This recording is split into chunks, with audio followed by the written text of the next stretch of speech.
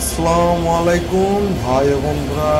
আজকে আমরা চলে এসেছি মধুমতি এক্সপ্রেস সম্পর্কে আপনাদের কিছু জানাতে।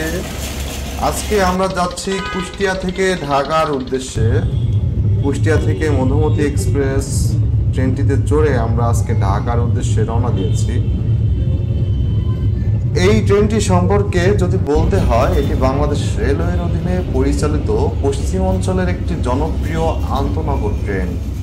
ট্রেনটি বাংলাদেশ রেলওয়ের পশ্চিমাঞ্চলের সদর দপ্তর এবং বাংলাদেশ উত্তরবঙ্গের বড় শহর রাজশাহী থেকে ভাঙা পদ্মা সেতু দিয়ে রাজধানী ঢাকা রুটে চলাচল করে।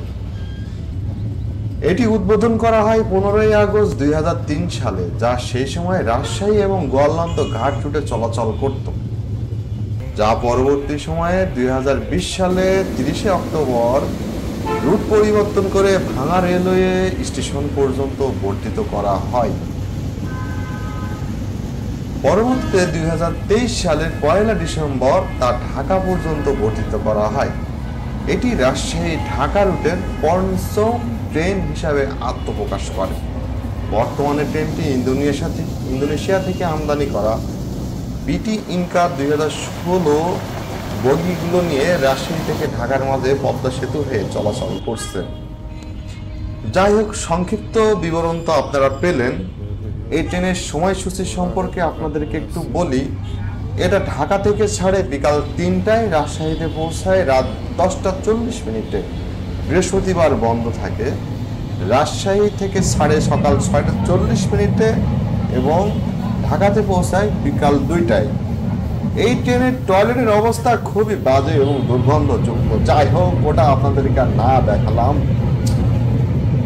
এই মসজিদটা আমার কাছে খুব ভালো লাগে, ক্যামেরাতে আমি আটকাতে পারিনি, খুবই আক্ষেপ।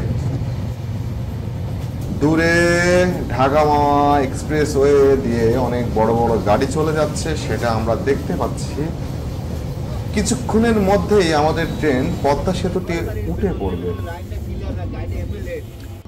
যাওয়ার পথে ছোট ছোট এরকম অনেক নদী রেল থেকে আমরা দেখতে পারি এবং অসংখ্য ব্রিজ আমরা দেখতে পারি।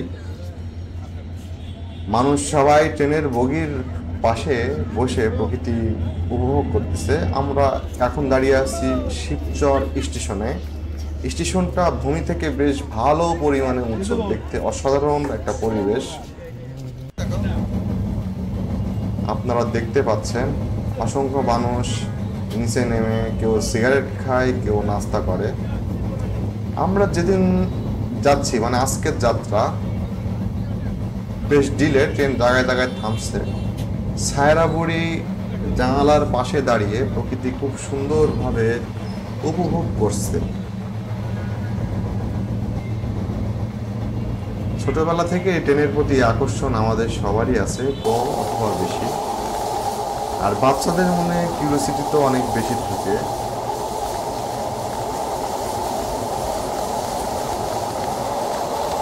ছোটবেলায় আমরা একটা কবিতা বই পড়েছিলাম, ট্রেন চলেছে ট্রেন চলেছে ট্রেনের বাড়ি তো। যাই হোক, আমাদের ট্রেনটি এখন পদ্মা সেতুর উপরে উঠছে। সামনে আমরা পদ্মা নদী দেখতে পাচ্ছি। উপরে যে উপর দিয়ে চলে গেল রাস্তা এবং নিচ দিয়ে রেল লাইন।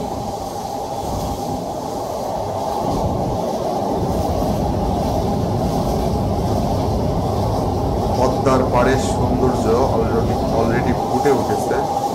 অসংখ্য নৌকা পদ্মার পাড়ে দেখা যাচ্ছে।